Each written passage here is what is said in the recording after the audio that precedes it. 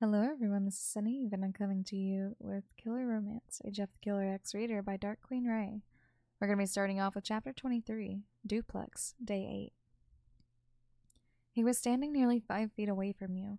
The breeze was intoxicating as it filled your lungs with lament and morality, scraping the sides of your throat like it was meat hung up to dry. The sky didn't take the same approach because it didn't feel obligated to alarm you of your demise. Instead, it cast a gray shadow along its edge and drained the color from existence. It was all sucked up by the moon, but it wasn't the same moon that the rabbit once jumped over.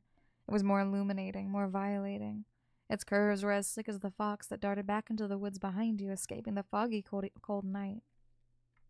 His face lacked all the natural accessories that a person would wear. Even from your point of view, you could see the purple shadows underneath his eyes and the pale, chapped lips begging for mercy and solitude. He told you that your ending would be in the exact place you were standing, happy or not, and asked if you were all right with that. You shook your head and instinctively peeled your eyes shut as if there was kaleidoscopes on the backs of your eyelids, showing you the fortunes better than the one you received. The click of the gun was almost more deadly than the actual bullet, and the sound of its detonation haunted your dying brain until you were distracted by the insane amount of pain entering your chest. As the metal orb started to protrude into your heart, you screeched at the top of your lungs and bellowed in agony. It felt like a million needles were being yanked in and out of your body's organs, and you became quite aware that what you were feeling was worse than what you would feel if someone was scooping out your eye or pulling your tongue straight from the root until you choked on your own blood.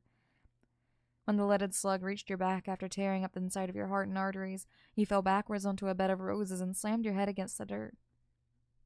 You saw torpedoes of a gooey substance flying out of the hole in your chest and screamed all the while.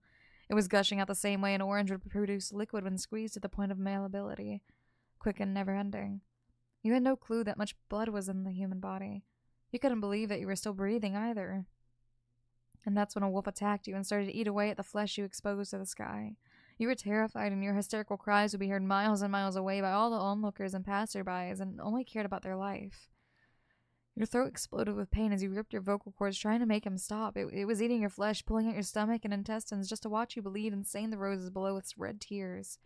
But it still got worse, especially when you felt a gallon of dirt fling onto your face and cover the inside of your screaming mouth with bacteria and worms. More mulch came crashing down upon the organ soup that was the remainder of your torso. You truly believed that you had lost all feeling in your midsection, but you hadn't. You were fully aware that there were now worms swimming around the pool of pain awaiting their after-party feast of flesh. You could even feel the weight piling up on top of you as the hole you were in was being restocked with 17 bags of deceit-ridden powder meant to relieve people instead of drown them. The wolf was laying beside you, victim to his own foolishness. But the devil saved your head for last, and that was the moment when you gave up. His eyes told you that he would never break a promise, and he had promised that you wouldn't be alive after your breaking point. You screamed one last time for his amusement, inhaling pounds of scorching dirt infested with bombs. They went off as your entire lungs became filled to the brim with a mixture of mulch in your blood, and you imagined the way the goo squeezed out of your collapsing alveolus like juice. You awoke in tears and sobbed after reliving the dream for the 5th time in a row. "Hey," Jeff called from the other side of the room. Are you okay?" He moved to your side in an instant.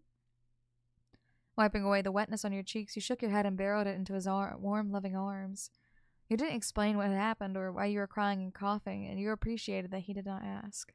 He just sat there, rubbing your back and brushing your hair with his fingers. His chest rose and fell with his calm breathing, and you matched yours to the beat of his heart. There was nothing more soothing than his voice telling you to calm down and try to breathe. But you wouldn't let go that easily. Half of you wanted to surrender and tell him about your nightmare, but the other half wanted to stay silent and enjoy his heartwarming companionship. He didn't care either way.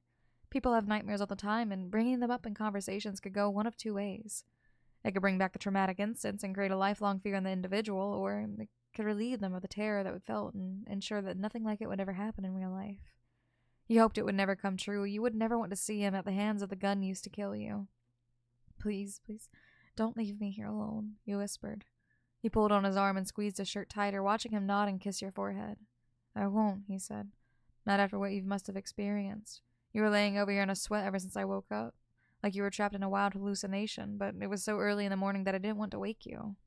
It's fine," you muttered, rubbing your eye. But it was not fine.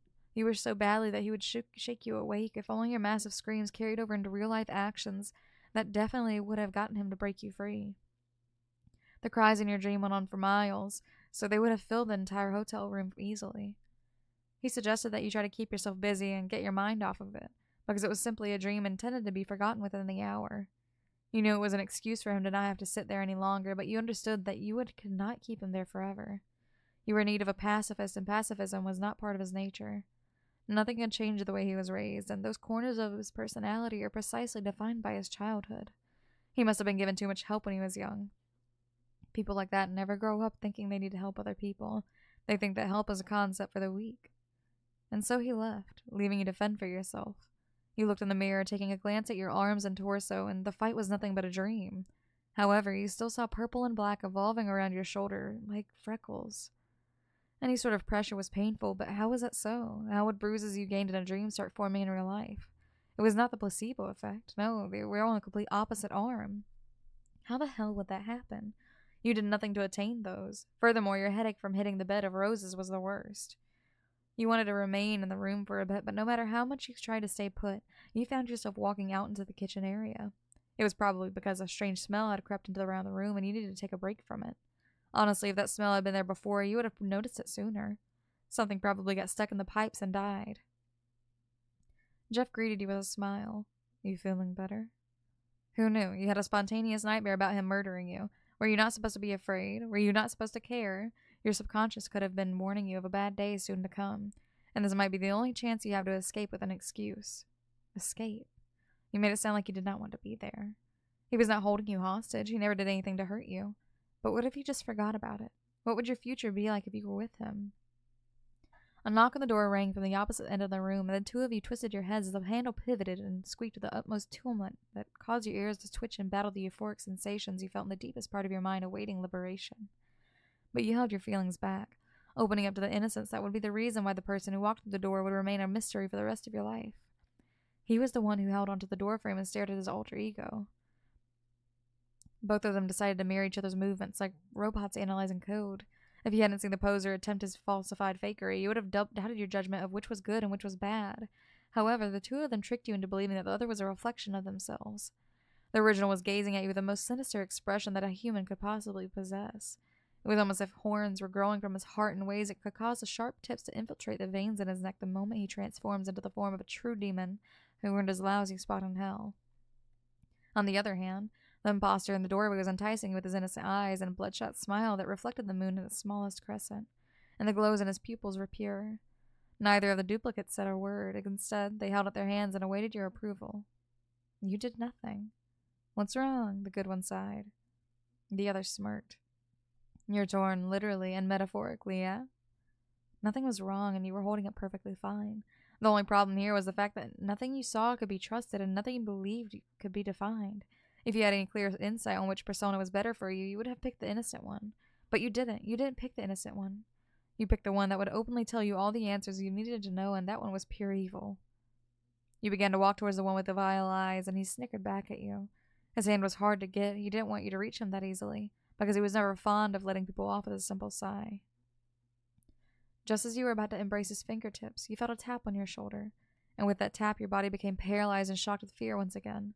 The innocent one told you to back away, and you did so graciously. He then faced his evil alternative in synchronized glares. They both glared at you. You're doomed, they said. He turned to face the wall, and he bickered with nothing. He didn't let anything mess with the things he cared for, and the true one killed the old one.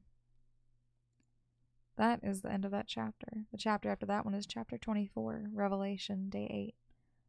Let me know what you guys think about that chapter, and I will see you guys in the next video. Bye-bye.